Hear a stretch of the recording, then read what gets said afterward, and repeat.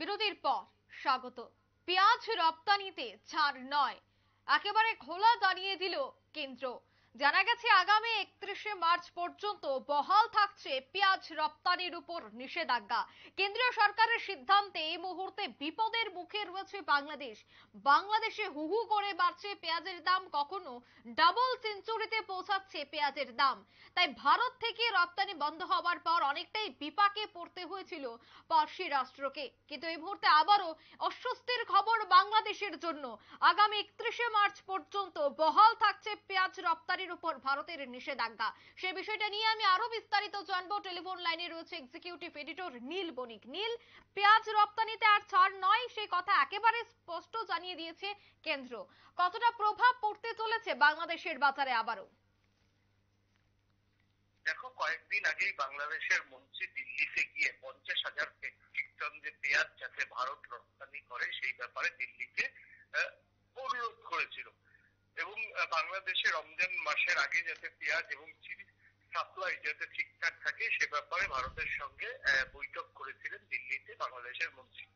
এরপরই কেন্দ্রীয় সরকার একটা সিদ্ধান্ত নেয়, বাংলাদেশ যেহেতু ভারতের পার্শ্ববর্তী দেশ, প্রতিবেশী দেশ, সেই দেশের সঙ্গে সুসম্পর্ক বজায় রাখার জন্য কিছুদিনের জন্য পেঁয়াজ রপ্তানি নিষেধাজ্ঞা উঠিয়ে নেবে।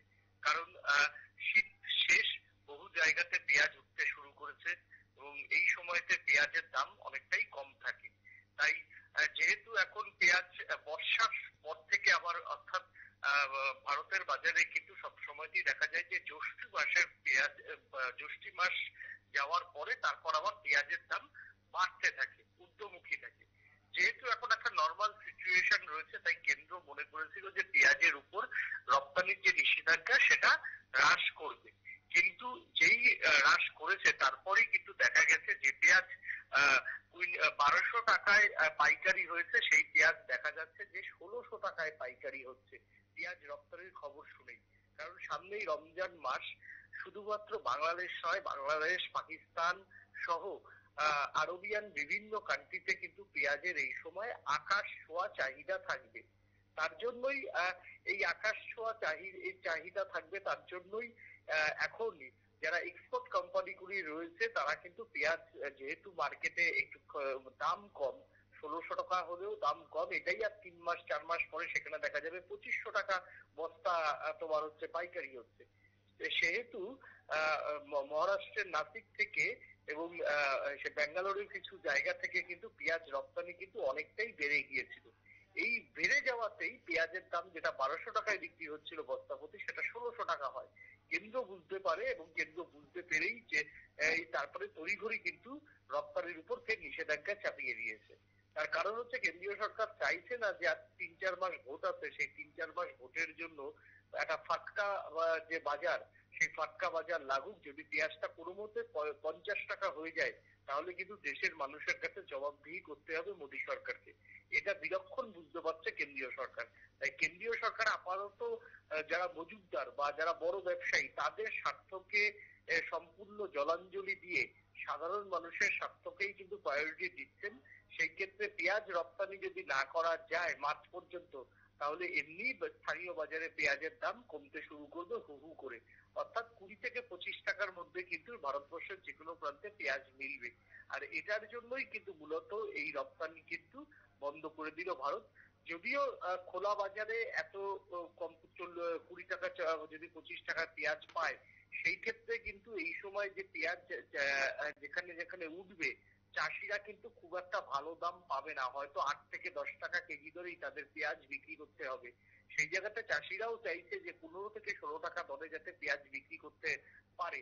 এখন দেখার যে কেন্দ্রীয় সরকার এই বিষয়ে কি সিদ্ধান্ত নেয়, কারণ আমরা সবাই জানি নীল, এই যদি মুহূর্তে পেঁয়াজ রপ্তানি এই মুহূর্তে যেহেতু বন্ধ রেখেছে ভারত সরকার একেবারে মার্চ মাস পর্যন্ত, তবে সেক্ষেত্রে দু দেশের মধ্যে যে সম্পর্ক, সে সম্পর্কে কি কোনো ধরনের পরিবর্তন আসবে বা তার উপর কি কোনো প্রভাব পড়বে?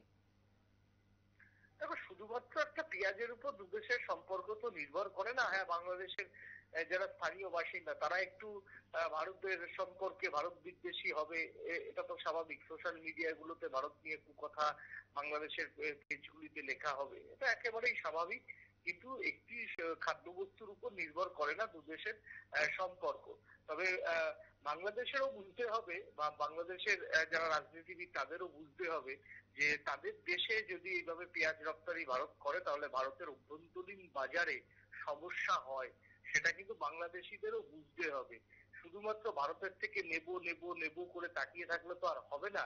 যদিও তারা তারা যখন পেঁয়াজ নেয়, বিনা পয়সায় তো পেঁয়াজ নেন না, তারা হচ্ছে ভারতীয় টাকাতে খরচা করেই তারা পেঁয়াজ নেয়। আর বাংলাদেশে পেঁয়াজ রপ্তানি করলে কিন্তু ভারতীয় ইম্পোর্ট এক্সপোর্ট ব্যবসায়ী এই লাভবান হয়, ট্রাক চালকরা লাভবান হয়, বৃহত্তর একটা অর্থনীতি কিন্তু জড়িত আছে।